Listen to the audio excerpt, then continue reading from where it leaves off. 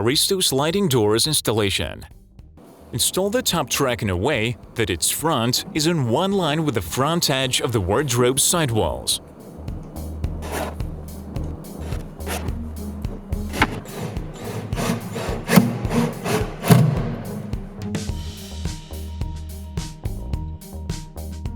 Attach the bottom track to the floor with double-sided tape or a similar method.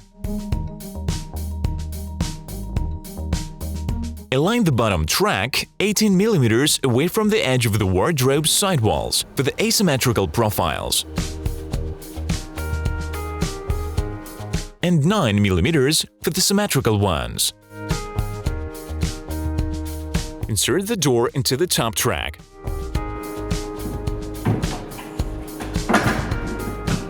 Insert the bottom rollers into the groove of the bottom track by lifting them a little. To adjust the door's angle, loosen or tighten the adjustment screw of the bottom roller.